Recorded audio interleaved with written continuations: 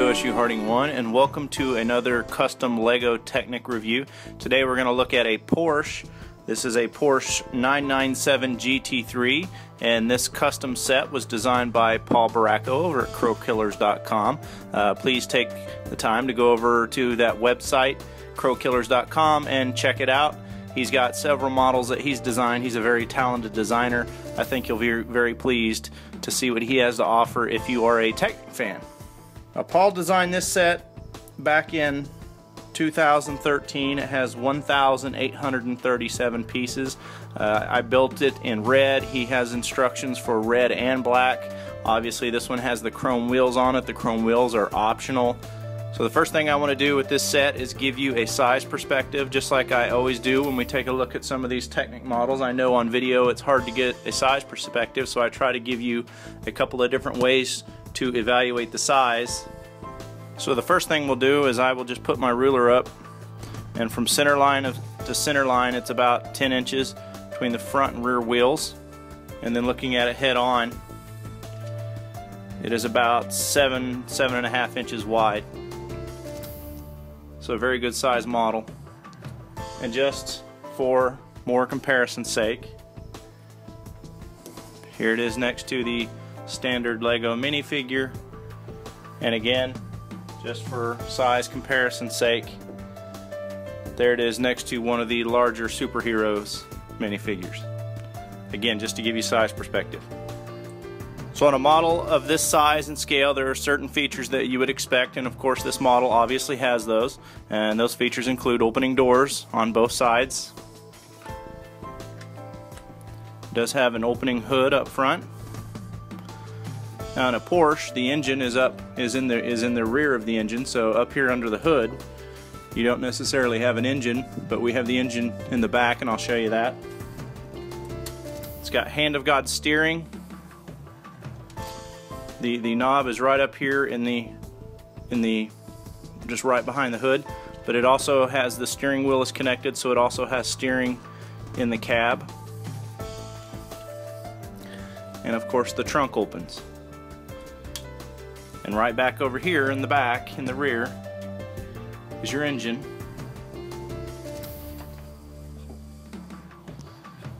Your engine is right down in here.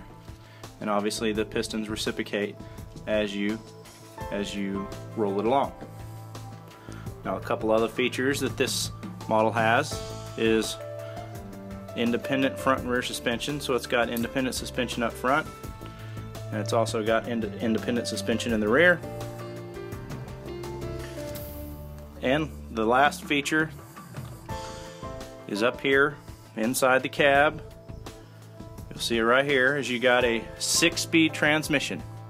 So you got 6 forward speeds. There is no reverse in this gearbox, but as I've said before, as you change gears, it changes the gear ratio, and as you roll it along, it changes the speed at which the engine turns. So in first gear you've got the highest gear ratio and the engine spins the fastest, and all the way over here in 6th gear the engine spins the slowest, which would represent like an overdrive or something, but no reverse in this one.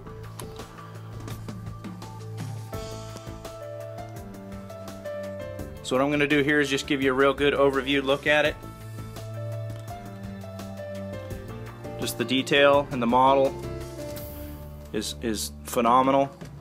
This is an excellent design by Paul. He is a very talented designer. If you have not had an opportunity to go to his website and check out the models that he has designed, I highly recommend that you do so. I think, again, if you are a Technic fan, you will be very pleased. One of the things that he does in his models is he typically uses some parts that are a little bit more rare, and I think he does that just to try to make his models a little bit more unique.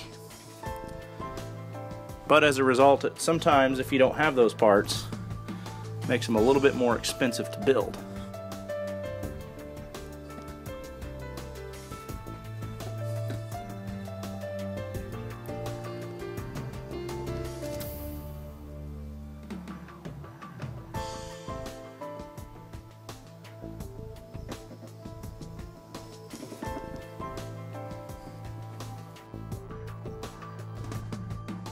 So we'll take a quick look at the underside. So again, you've got your independent front and rear suspension, and right in here is your gearbox.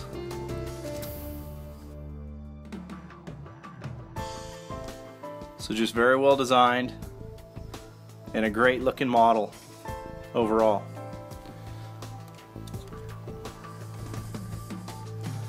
So my thoughts on this car is, obviously I think it's fantastic. The scale is perfect. The lines that he has come up with to represent what a Porsche looks like is spot on. I don't think you could have done it any better.